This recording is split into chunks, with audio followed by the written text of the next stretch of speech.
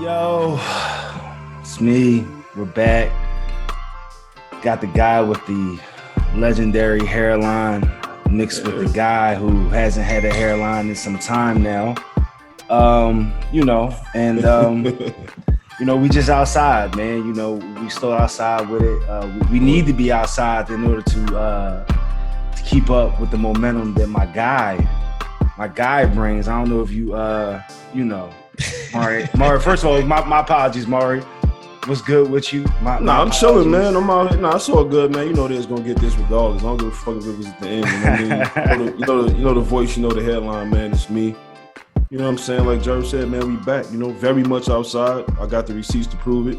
You know what I mean? Yes, sir. God, I'm keeping my receipts, nigga. They might charge me too much in a couple spots. You know what I'm saying? But yeah, we out here, man, with a fucking listen. All we do is special guests, so this ain't like special we got a special guest. Like this nigga is. Listen, this is my friend. This is our friend in real life. Like, y'all hear me talk about the albums and I'm hold on, good brother. Hold on. The word friend can be. I was about to say, hold on. Because Jerv is actually my arch nemesis. I would say arch nemesis probably more so fits this relationship. Even better, man. But the motherfucking illustrious, man. You know what I'm saying? The ringer. Doing mad shit, man. Like, kid, he's a fucking star. Like, you know what I'm saying? Give it up for him one time, man.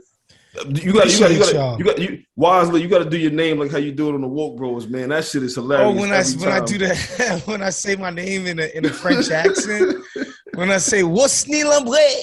Yo, a lot of people don't know that I actually speak Haitian Creole, right? Like I'm bilingual, Mari. In case you didn't know, I'm very cosmopolitan, sophisticated, I know, worldly, all of those things.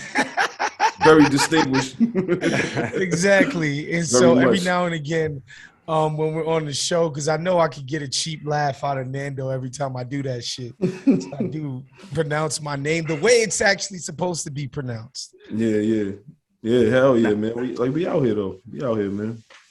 So Wise, thank you for blessing us with your worldly presence, my brother. Oh God! You could be anywhere in the world, but you're here with us tonight, and we right. And all you did was text me the day before. Like it was so much work. Jerv texted me, and I showed up. We had to fly 3 jets over there and send the smoke signal and all that. Like, yo, I thought you was gonna tell us we had to pull up in Wyoming or something to do the pod with you, brother. Fuck out of here. Like, yo, I'm only doing this pod if y'all niggas come over here barefoot and we gotta record it. Jerv texted me and said, "Yo, it's time you come on Rap Names," and I said, "All right, bet. When are we doing this?" Simple. That was it. So we usually start off every episode where we go over our current music rotation. And me, where I'm probably always at with it, but you are our special guest. So what's in your rotation right now? What you listening to? Recent, or it could just be what's in constant rotation for you. I wish I could say I was listening to some interesting new shit, but really I'm listening to the Thug Project, which I know isn't for everybody, but like the type of young Thug fan that I am, like I absolutely love the project. It's just so different from anything he's ever done before. So I love that project. Baby Keem shit I'm into. Obviously I'm still listening to Drake. Not as much as before, but I'm still listening to it. Yeah. And then recently, man, I find like when I get home and I'm like making a snack because I'm still drunk or whatever, whether it be making a bowl of ice cream or cooking up some noodles or whatever, I'm playing Reasonable Doubt as I do it. I don't know why. I just recently just gotten back into a Reasonable Doubt kick. And for some reason, the first song that I always play is Can I Live Part 2? Which I think is a song that like not a lot of people, there's so many like Politics as Usual, The Evils, Can I Live, like we all know the songs that get like most of the acclaim. Can I Live Part 2 isn't one of those songs for whatever reason, but like I just love that joint. I love Bleak's verse. I think it's only because of the other ones. It's so like the magnitude of the other songs. It's kind of like you can go on for days and niggas just kind of don't mention it, but that's never a bad choice, ever. Yeah, so I've been finding myself just firing that up, listening to Regrets right after that, which I think is that's mine right there.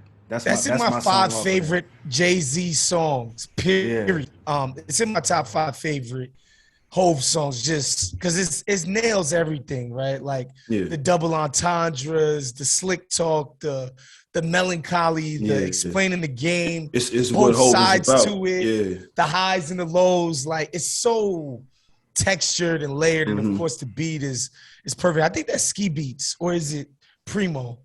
It's one of the two. I think that's Primo. It might be Primo, I think. I think it's Primo. And so it's just, Regrets is just, so when I'm home after, a late night, which in LA means 2 o'clock, you go home at 2, which is absurd to me. And, I get home like 2:30. Yeah, I'm listening to Doubt these days. Okay.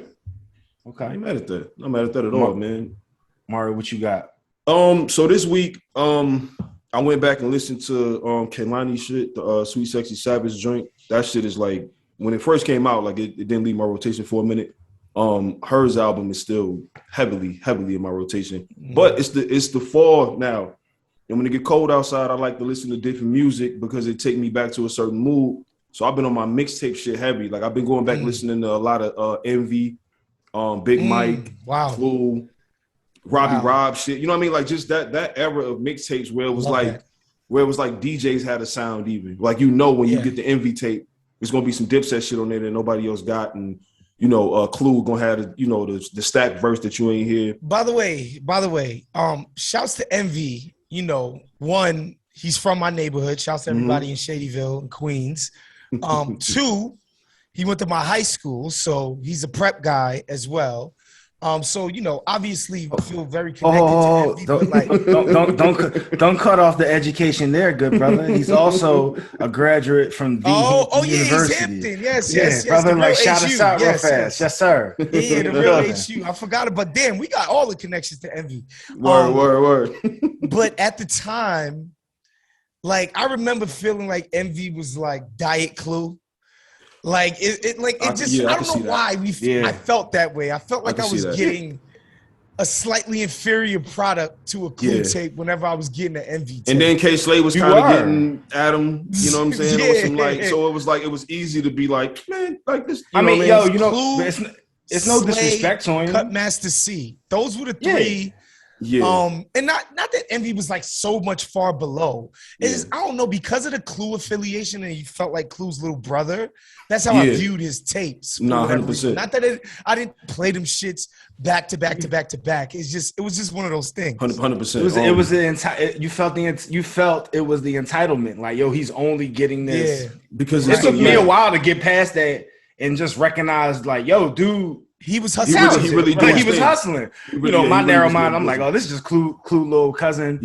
Whatever. Sure. He's getting the leftover track. Yeah, and once you get that tag, it's kind of hard to shake it. You know what I mean? Unless you just stay consistent, which he did. Shout and he's surpassed Clue in stature. Yeah. In the long run of things, with the Breakfast Club and all the shit that he's doing, like, he surpassed it. But to be honest, Clue was as somebody who's on the ground, like, Clue was obviously the greatest mixtape DJ of all time. Like, niggas could do their DJ drama shit, and that's great. Yeah, it's Clue for me. I'm not none of that other shit. I don't really want to. Yeah, I'm not entertaining none of that.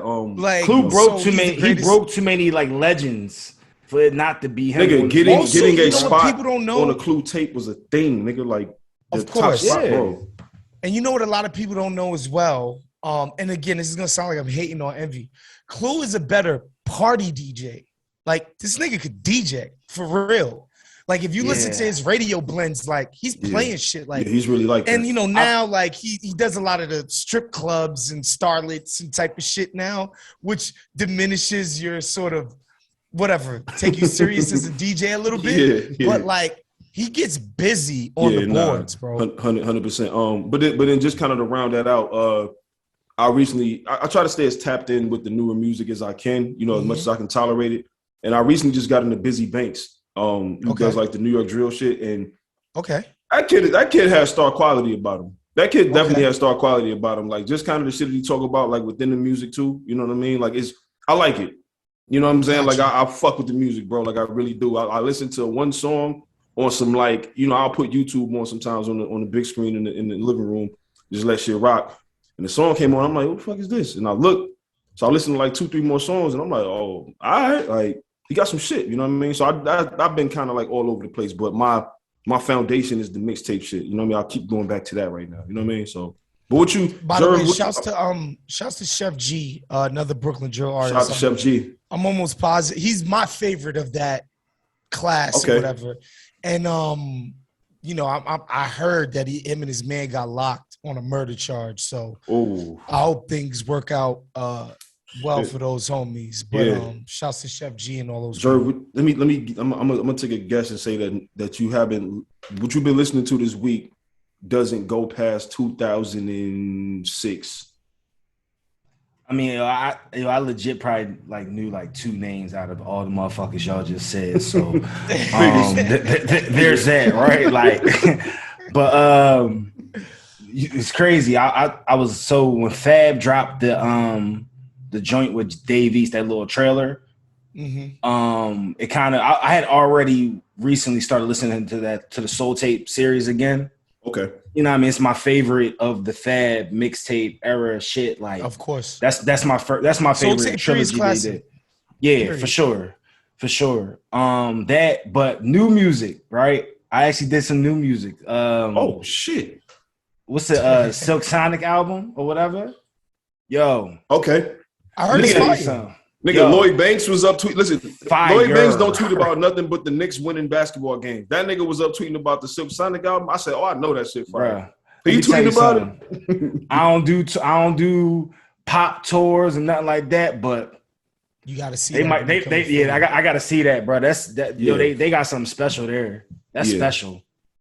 Bootsy Collins on the intro, nigga. Yo, that's everything that we wanted. What was the group with Gerald Levert in them? LSG.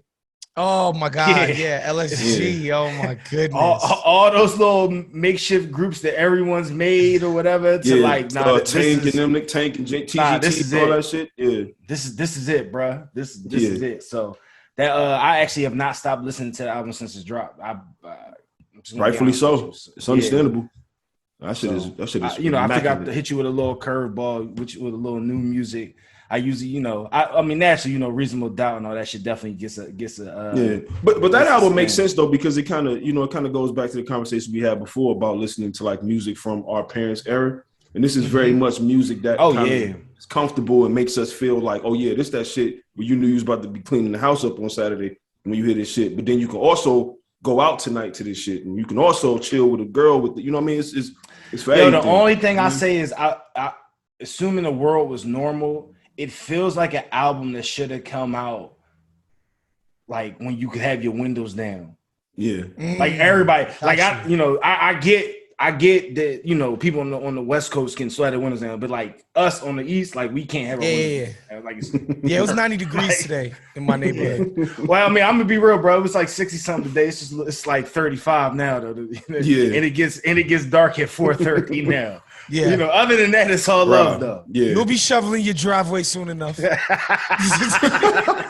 Funny story, real quick, before we move on. About shoveling is Gilbert Arenas. You know, he's from like the Valley, right? He's from out there. Yeah. And he was saying when he came, Studio City. He said when he came out here to the East Coast, right? He got the Washington and all that. He was like, yo, it's snowing and shit. He didn't know how to deal with it, so he, in his mind, he went to like Home Depot or whatever. He bought a water hose, and he was like, because if you pour water on the icy, it'll melt. So I'm gonna spray the, whatever, right? So he did this shit. He sprayed it. He ended up injuring his groin because like he didn't know about black ice. Oh my God! And he slipped on his way to his car because he got the bright idea to like wash away the snow. Not salt the driveway. Not salt it. He didn't know nothing about more nothing. Liquid there to create more ice. And black ice formed, and he injured his groin. But yeah, that was. Yo, I tell you this, and in Hampton, Virginia, they put sand down. I mean, that's better than water. Everything is better. Way better. No, everything's better than water. Everything is definitely better than water. Yeah. All right, so we got this. We got this new thing that we starting to do. Wise, where we start doing like these little quick hits, these little, this or that type Jones. We tried to make them somewhat centered around your exquisite taste of the finer things in life. Yeah. Okay. So the first one we have, right? I think it was 2 days ago. Lupe, we're taping this on Wednesday. So that means I'm sorry, we're taping this on Friday. I'm tripping. I was about to say, damn, brain, bro. So on Wednesday, Lupe tweeted out that he gave a kind of a hint that he has a new album or some sort of project coming out.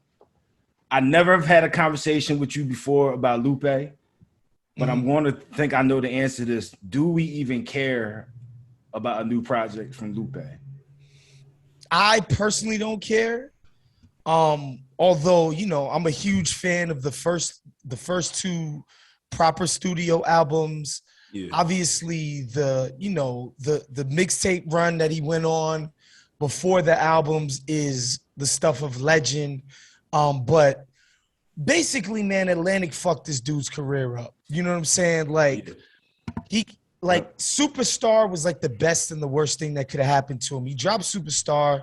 Obviously, the album's a success. That's one of the biggest songs any rapper put out that year. It's this thing. And so when it's time for his next shit to come out, I think the shit that he put out was I'm Beaming, which I thought was amazing. It's a good, I was like, this is fire. This is great. However, the label didn't think it was doing enough at radio, et cetera, et cetera. So they pushed the album back. And that started a cycle until he came out with like that Trey Songz record, which is awful. And they just ruined it. And because they ruined his momentum, I know he scrapped that original album he had and just made a label album, which like if you listen to Thank Me Later, for instance, right? Like the features on there and the producers, like you could tell the label was like, Drake, you're going to have these people featured on it. This producer, it's not like some music people came in. It's just label people like tack these names onto the album. We're going to package it and sell it. Yep. That's what they did to Lupe's shit. And then ever since then, I've just been like, I don't really care about Lupe's projects. But I know his like mega fan base core, which he does have like a baby like cult following, still gives a fuck about what he's doing album wise. Oh, yeah. I'm just good with food and liquor and the cool. I'm satisfied. And then also his fans, because like recently, for anybody that's listening that's like been keeping up with what's going on with like him and Royce, rewind a little bit. They had a podcast going, they had some momentum. The podcast stopped abruptly because they had some personal issues because they were kind of getting into it on some rap shit. It kind of leaked over into some personal shit. Where it was like, because like these guys How are old are you niggas, bro? And here's the thing, right? They all get on like these Instagram live conference calls, apparently, or whatever. I didn't even know you could do this shit. But they all get on there and talk about rap, right? Your favorite rappers type niggas get on there and they talk about rap.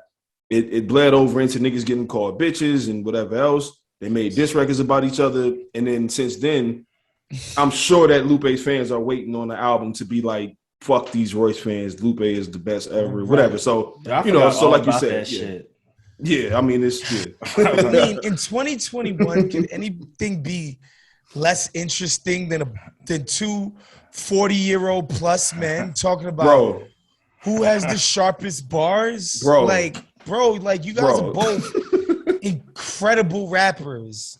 We get it. Like you both put a lot of thought into your rhymes. And they're calling it, they're like niggas is like, we're Jedis in this shit. And we recognize other Jedi. And it's like, all right, man, let me go turn back on this music about niggas selling dope and all this shit thing. They don't got that much drama over there. Like, we get it. Y'all been doing this shit for long enough. Like Lupe, you've been out for 15 years. Nah, dead ass though. We know what you bring to the table. Yeah. And there's hordes of people out there who love you for what you do. Yeah. Like, we get it. That should be it. You know what I'm saying? And maybe it's like we watched the Michael Jordan doc. And so maybe it's like this is a way for him to stay motivated to be that Jedi or sharpen his Ginsu blade or whatever, right? Like, all right, maybe this is the case. But like, come on, like Royce and Lupe are arguing about rhymes. Listen, listen, man. Yeah. All right. Lil Kim Hardcore turned 25. What's the first thing that comes to your mind when you think of Lil Kim's hardcore album? Whew. It's really easy for me. It's the hook. I forget the name of the song. It's the hook where she's saying, "I don't want dick tonight." Yeah, Eat my pussy, right? Yeah, right. I remember that shit. So yeah. hardcore came out. So that would have been what, 96? Yeah, 25. Yeah. 20. Okay, so that would have came out 96, which would have made me all of 9 years old when that came out. And I was 8. My brother, my brother is 11 years older than me. So of course he had the album. Same, bro. And we're playing the shit every single day in the house. And I just remember thinking that Little Kim was an alien. You feel me? Like, I never heard a woman talk like that before. That shit was crazy. The confidence and the just like, she just oozed it. Bro. And I just thought she felt powerful to me. And I was so attracted to Little Kim. Like, that woman made me a man. Man, like that album, this nigga, bar for bar, that album, oh my God, my nigga. Made me a man. Like, there was nothing like, she had like she had the soft porn. Dick. She had like the soft porn intro, whatever. Not intro. It was crazy. Yeah. Oh, that was a fucking. I used to be scared of the dick. Now I throw lips to the shit. Handle it like a real bitch. My nigga, listen. Fuck even that nigga. Like, she told a nigga she was going in this order. She said she was going to dome him up, right? And then asked for the keys to the Mercedes. And if he fronted, she was going to pop him. In that order, bro. She on a single. This was on the TV every day. 40 times a day, bro. Like, but what you just said, that story was exactly my life at 8 years old. Like, for as dope as all of the female MCs before her were, nobody was getting burned in my house like that, bro. Like, except like Little Kim when it dropped, and she was, like you said, it was the confidence, and it was like, this is the first time I'm seeing like the men that's like around listen to a woman rapper and be like giving her praise, like, oh, that shit is fire right there. Fire. Like, this is, you know what I mean? Like, she was actually talking some shit. So yeah, shout like out to Big, man. Yeah, at 100,000. Shout out to Big. And so it was the No Time video, which that video might as well be. That was like my favorite shit ever when I was a kid, dog. The Crush on You video obviously is legendary. Shout out to Kim. Stole C's, she just straight stole C's song and made it hers. That's crazy. It was warranted. Shout out to Kim. Shouts to Cam for writing Little C's verse.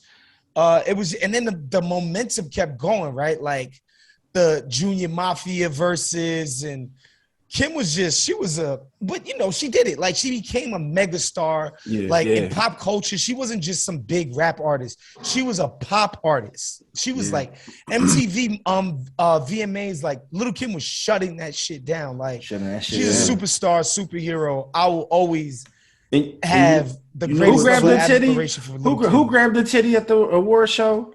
I think it was Madonna.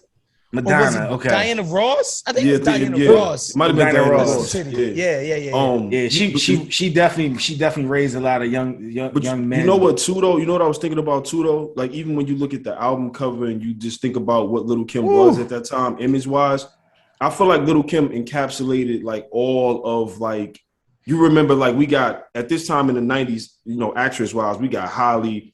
We got motherfucking Nia Long. We got all these beautiful black women on TV. That's like, we looking at like, ooh, Kim was like the rapper that the shorty from Teen Summit. She was bad. Bro. Listen, like, that was the golden. It's the golden era for a lot of reasons. And like, black women at that time was just like, oh my God. And then Ananda Lewis, bro.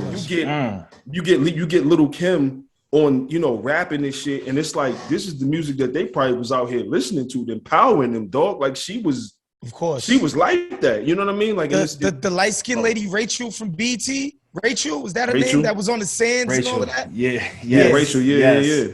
Nah, they was everywhere. So you got Regina. I mean, dog, like, everybody, dog. Y'all just named everybody that was in every rapper's lyrics. Bro, word like, though. Like, Shorty that from whole the Steve Harvey show. Oh, God. Yeah. What's Lord have mercy. From the whole video, and then she was on Martin and all that. She played when niggas said, I like my women classy, not showing all the ass. She on like the reality shows and all that now too. Damn, what's her name? I'm gonna find it. I'm gonna figure out her name before we wrap. I can't think of it right now. But say all that to say, shout out to Lil' Kim, because Lil' Kim is a legend. Yeah, she definitely deserves her flowers. She don't get enough. She's become a joke to a degree because of for a lot of different reasons, whatever. But she definitely doesn't get enough flowers. So definitely shout out to Lil' Kim. I love Lil' Kim. I always will. Wise, would you rather have Ben Simmons be your franchise player? Oh boy. Or take a long road trip and only be able to listen to Dave East on the road trip? Wow. Kenya Moore, before you say that, Kenya Moore is what I was thinking about. Go ahead. Oh, fire. Give me Ben Simmons, please. Wow. Oh shit. Wow. Come on. I won't lie. When I saw that question posed, in my mind, I was like, "Oh, this is easy." If you say this, bro. No, Jerv knows how I feel about. Jerv knows me well. Knows how I feel about Davies. And look, again, I don't want to come on here and just kill people, but like the reason why I'm not into Davies is because, like, I grew up listening to Nas, Jada, Hove, Prodigy, Cam. Prodigy, Fab, all of these guys at the Banks at the height of their powers. And East is doing an interpretation of that. And I just don't think he's as good as them. I don't think he's on the level. I'm gonna tell you this. One of my men said, I think my man Rome said this. He said Davies does everything that a New York rapper is supposed to do except make good music. And I mean, that's like the perfect description because he peaked at Hate Me Now. Like for anybody that knows that project I think was like very complete. It was dope. Y'all like the style. The joints he did with Styles was dope. The joint he did with Styles was dope. Bruh, I'd be lying to you if I said I heard a single. I was about to say, so I don't even. I mean, it's like it's just again like he's doing an interpretation of what a New York guy, like Margie said, is supposed to sound and feel like, but it's just not there, right? Like I don't know. He does a lot of aim. I'm gonna tell you what it is. He does a lot of aimless rapping. Like he'll be rapping about something on the song, and then he has a bar where he was like, he's rapping, he's going on, and he's like, she got that waist trainer on her waist for nothing. Like it didn't mean anything. It didn't change anything about the song. It didn't matter. And I was he's got the voice. He's got the aesthetic. He understands that he should be, he should be structuring his rhymes a certain type of way. But like anybody could go. Like I'm talking about from the first day we heard Lloyd Banks rap, he was just something else. Boy, okay, and that went from freestyles to songs to whatever, and he was so sharp. Yeah. And again, I feel like East is trying to do something in that mold. He just don't got it, in my opinion.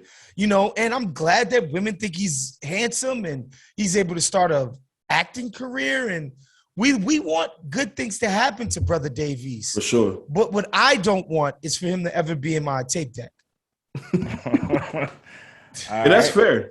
That's fair. Better sneaker line. Better all around sneaker line, like from start to finish. Barkley's line or Penny's line? It's Penny. I like. Oof. So there's no Penny that I love more than the black, white, and purple Barkleys. I knew you was gonna say that. There's not a single pair of pennies that I like more than that. Yeah. However, for the breadth of the series. Yeah, Penny got more. Yeah. And then if you're gonna throw the phone posit on there, that's fair. Yeah. No, that's fair. Forget about it. It's game, set, match. Yeah. But like that one Barkley is just an iconic sneaker, right? It's the one, bro.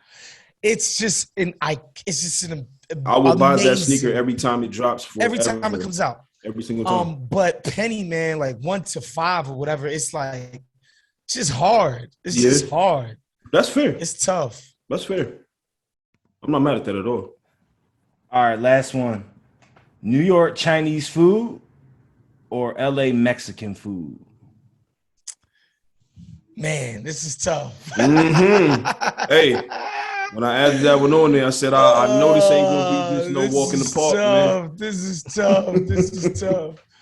This is tough. This is tough. This is really, really tough because, like, you know, anybody who's black and grew up, because I feel like if you grew up in Mississippi, there's not a lot of Chinese spots. You know what I'm saying? Like, not like in how it is in Philly, New York, or Boston, right? Where like it's so ingrained in our communities. Like, when my mom wasn't cooking in the crib, I was eating Chinese food. I was about to say, bro, there's a Chinese spot in every single neighborhood. Walk right up to the corner. Yeah, anytime. Bro, the many days and nights I've been held down by these people, bro, is like, I love them too much. Sesame chicken, you know man. I mean? Oh, man. I love them too much, but, you know, look, the Mexican food out here is just, it's on another level. It really truly is. It's ridiculous, Jerv. Like, just the random, like, you just walk up to any random street cart where homie is chefing up tacos. I don't care if it's pastor. I don't care if it's carne asada. I don't care if it's chicken. I don't care if it's carnitas. I don't give the langa, the fucking cow tongue tacos. Like, it don't matter what part of the city you're in. It's a wrap. You're going to get some fire. And then, of course, you know, you learn about other, like, aspects of the cuisine, like stuff like chili verde or chicken Colorado or all of this other shit that's available to you that's outside of the tacos, which are, of course, crazy. It's just, I don't know. The Mexican out here is definitely, it's the abundance of it, right? Like, there's like probably 3 spots in New York where you can get some fire Mexican, which is like, it's 3 of them. Here it's like, bro, everywhere. I open up Uber Eats right now, I'm going to get a crazy fire burrito if I want one. It'll be here in 35 minutes. Like, it's nothing, you know? So as much as I really like, shouts to Hoa and Bed-Stuy on Gates Ave, my favorite Chinese spot ever. I got to give it to the LA Mexican people because it's just, it's just on another level. Okay. All right. My Metro card not gonna work next time I go. I was just about to say, there you have it. Wise is officially going Hollywood. I was about to say, George, man. Wise just posted. He pops out of New York once a year. He go out east once a year. You know what I mean? I don't know now. You know, maybe next year he's gonna take a rain check on that trip, man. You know what I mean? Well, so you know the funny thing, Mar, is like that post is about. And whatever, I'll bring you guys into what I'm doing here in LA on a regular basis, right? Like, I was on the east side of Los Angeles, not even the east side for real. It's east of where I live. Okay. And east of West Hollywood, Beverly Hills, where me and my dogs generally hang out. So West Hollywood is the epicenter of Hollywood shit. Like, that's where Catch, anytime you see an IG model post a picture of Catch LA with the plants and all of that, that's in West Hollywood. They got a Nobu there, Poppy, Delilah, you name it. All of these spots are in West Hollywood, right? And that's basically the bougie part of town socially.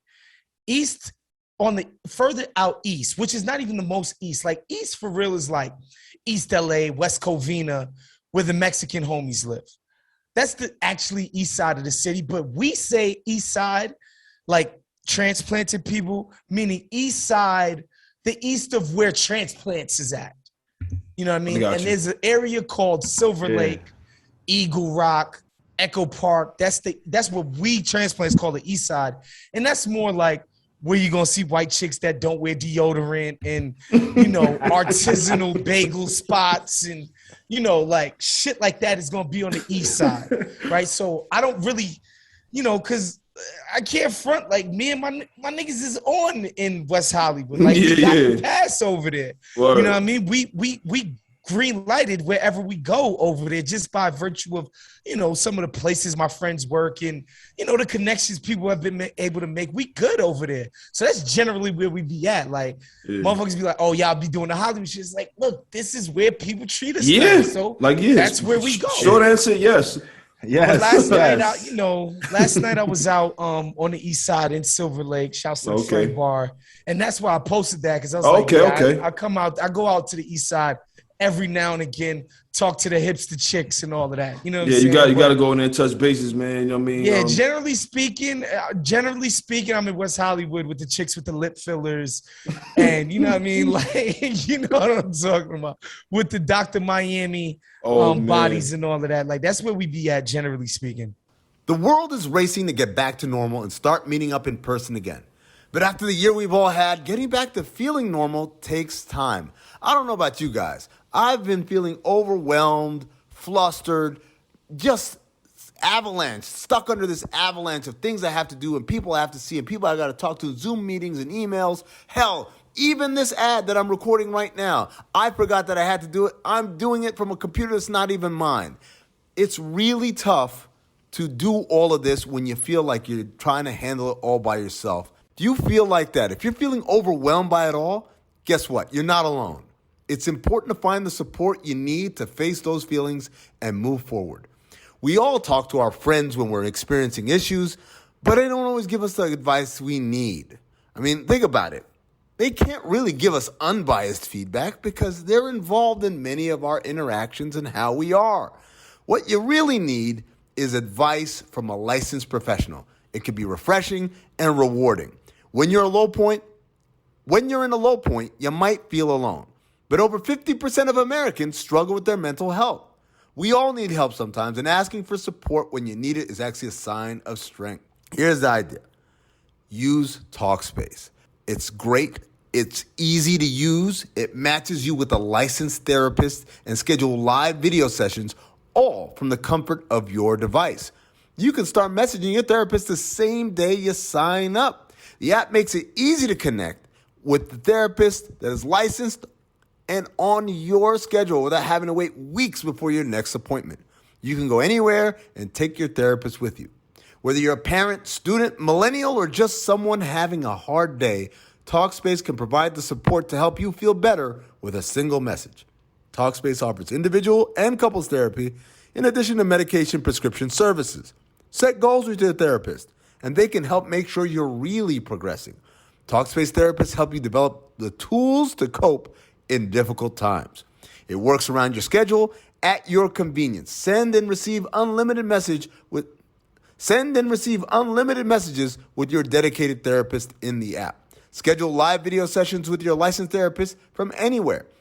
Whether you're experiencing depression, anxiety, or other problems, Talkspace is the #1 online therapy platform to help you sort through any issue.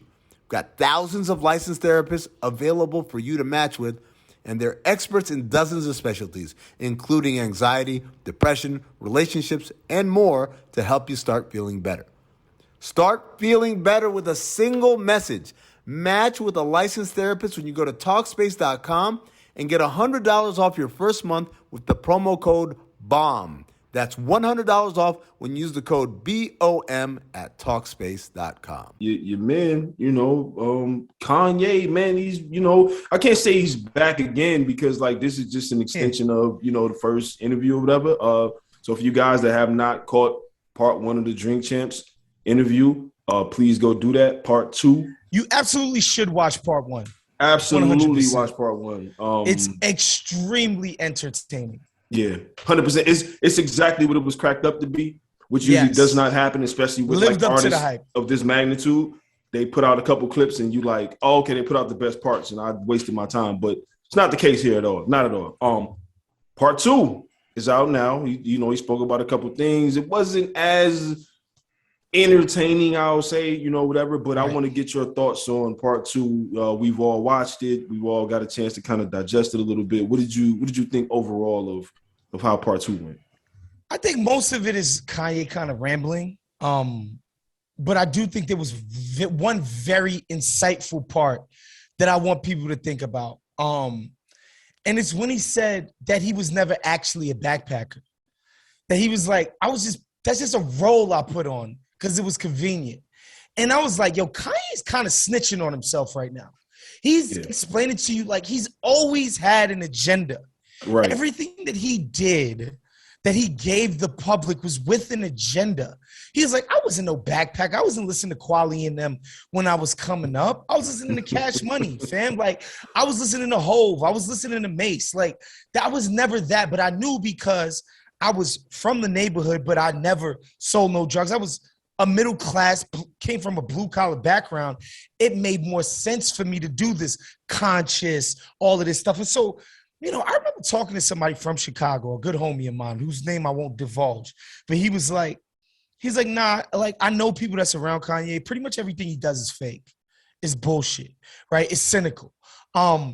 Like, naming the album Donda, it's hard for me to not read that as like, people can't diss it because it's named after my dead mother. Dropping the gospel album and going to God Wave, people can't properly critique it because it's gospel. Right? There's always an agenda. Ye's always lying to us. You understand what I'm saying? And so when he says, I was never a backpacker, I was fronting, I was lying. He's telling on himself. He's telling you who he is. This homie has an agenda. Like, all of this shit is cap. Kanye's always cared about him and getting his shit off. And that's fine. And guess what? Along the way, he's helped a lot of people, artists, put a lot of people on, like, like Chicago people talk about it all the time, like Bump J, Lupe, like so many Chicago artists Kanye helped out along the way. Like, he put people on. He let niggas stand next to him when his star was the brightest and helped him out in that way. So I'll never take that away from him. But like, as far as like Kanye, the cultural entity, I think at the time, like, I think when he did all of that, slavery's a choice, I love Trump, blah, blah, blah. I think at the time why people were so mad, people felt the ownership of Kanye. Like, he felt like damn near a family member because of like this conscious shit that he was talking about. Like, because of shit that he was faking. I think enough time has passed where we can understand that, like, this dude we don't know this dude. He's as cynical as they come. That's exactly it. Yeah. All he cares about is getting bigger, richer, being seen as important in the eyes of elite people, and pretty much nothing else, right? And guess what? I still love his music. I don't care for none of the newer shit, but I'm never gonna stop listening to Dark Twisted, Late Reg, Watch the Throne. Yeah, graduation is never. It's never gonna leave the tape deck. Yeah. It doesn't matter, but he's full of shit. And that's basically my takeaway. It's like, Kanye actually said one thing that matters, and he's like, I've been lying to these folks since I got here. Man, and I know that there were some kids out there. Well, not kids now, like they're adults. They're our age right now, they're thinking about those debates they had in high school in the hallway about Kanye and how he's so much different. And it's like, damn, that nigga lied to me. Like, that's exactly what they got from that. Like you said, when he admitted this, I thought the funniest thing he said through the whole thing was, worse than being canceled, washed. That shit was hilarious to me, dog. Like, when he said that, it was funny to me on a different level, because it was like, damn, you know what? It's facts. Would you rather be canceled on some shit that you can come back from 2 weeks from now? And I think, and there was a couple of things, because y'all know me. There's a couple of things that Kanye's hitting on that, like, if Kanye had any sense, he could articulate it better. When he talks about Kamala Harris and the Dems, like, really not giving a fuck about the people in them, they don't. Like, they've yet to prove that they do anything for the folks. Right. There's no proof. Yeah. There's no proof. There's just a blind loyalty. She went to the Howard Hampton game, though.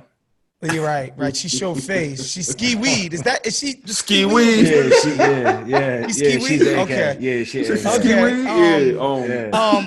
Like, there's merit to what he's saying about those people. About establishment Dems just being in the pockets of business interests and never doing anything for honest working people. Yeah. However, obviously Trump is not the answer to that problem, right? And obviously it's not. He's going to die on that hill. I was just about to say, bro. But but the thing is, like, people, like, it's because people can't understand that Kanye is so self-absorbed. Like, the fact that Trump's job actually affects the lives of people who are not him, like people who down on their luck, people who, like, when they cut off unemployment benefits, instead of being 12 months, it's 6.